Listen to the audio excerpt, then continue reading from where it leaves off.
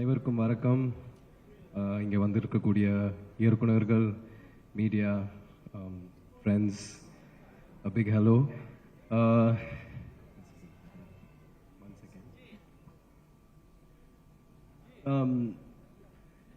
மாரி சார் பற்றி என்கிட்ட நிறைய கதைகள் இருக்குது. அவரோட ட்ராவல் பண்ண பைசனில் ட்ராவல் பண்ண ஜேர்னியில் நிறைய விஷயங்களை கற்றுக்கிட்டேன். ஆனால் அது அந்த மேடையில் பேச விரும்புகிறேன். வாழைங்கிற படத்தை நான் போன வருஷமே பார்த்துட்டேன். அண்ட் பார்த்ததுக்கப்புறம் மாரி சார் சொல்லியிருந்தார், இது அவரோட வாழ்க்கையில் நடந்த ஒரு விஷயம்னு.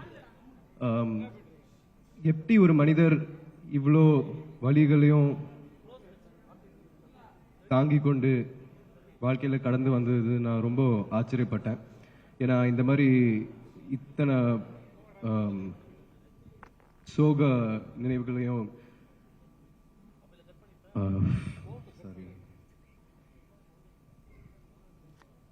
அதாவது அந்த மாதிரி விஷயத்த ஒரு படமா இருக்கிறது வந்து ஒரு அசாத்தியமான விஷயம்.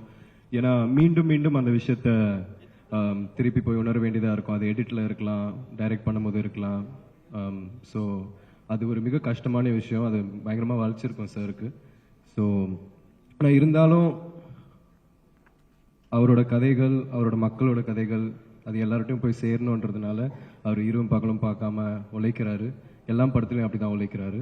ஸோ அவரை வாழ்த்த எனக்கு வயசு இல்லை. ஆனால் இருந்தாலும் ஹார்ட் ஒர்க் அண்ட் விடாமுயற்சி இந்த ரெண்டு விஷயம் வந்து நான் முதல்ல நேரடியாக பார்த்தது வந்து எங்கள் அப்பாட்ட, அதுக்கப்புறம் மாரி செல்வராஜ் சார்கிட்ட தான். ஸோ அது வந்து நான் இங்கே சொல்ல விரும்புகிறேன். And I love you so much sir. Thank you, நன்றி, தேங்க்யூ. ஐ திங்க் நீங்கள் பேசும்பொழுது ஒரு பெரிய இம்பேக்ட் இருக்குன்னு நினைக்கிறேன். அவரோட ஒர்க் பண்ண எக்ஸ்பீரியன்ஸில் ஏதோ ஒன்று உள்ள ஓடிக்கிட்டே இருக்கு. லாட் ஆஃப் எமோஷன்ஸ் அது கன்வே ஆகிற மாதிரி ஒரு ஃபீல். உங்களுக்கு என்ன தோணுச்சு இந்த வாழை ட்ரெய்லர் பார்க்கும்போது? வாழை பற்றி நீங்கள் படம் பார்த்து, அதாவது ட்ரெய்லர் பார்க்கும்போது இந்த மாதிரி ஒரு சின்ன கிராமத்திலேருந்து வந்து ஒரு வாழைத்தோப்பில் வேலை பார்க்குற ஒரு பையனாக இருந்துட்டு இவ்வளோ கனவுங்களை சுமந்து அதுக்கப்புறம் சென்னை வந்து கஷ்டப்பட்டு ஜெயிச்சு இங்கே வந்து உட்காந்துருக்கிறாருன்னா அதுக்கு மெயின் காரணம் வந்து அவரோட உழைப்பு தான், அவர் தன்னம்பிக்கை தான், விடாமுயற்சி தான். ஸோ அவர்கிட்ட நான் நிறைய விஷயம் கற்றுருக்கேன். நான் அவர்கிட்ட நிறைய வாட்டி சொல்லியிருக்கேன், அவர் எனக்கு ஒரு அப்பா மாதிரி, ஒரு அண்ணன் மாதிரி, ஒரு குரு மாதிரின்ட்டு. ஸோ இங்கே நான் நிறைய விஷயம் சொல்லலாம், இருந்தாலும் புரியுது. அடுத்த படம் வரும்போது நான் கண்டிப்பாக பேசுவேன்.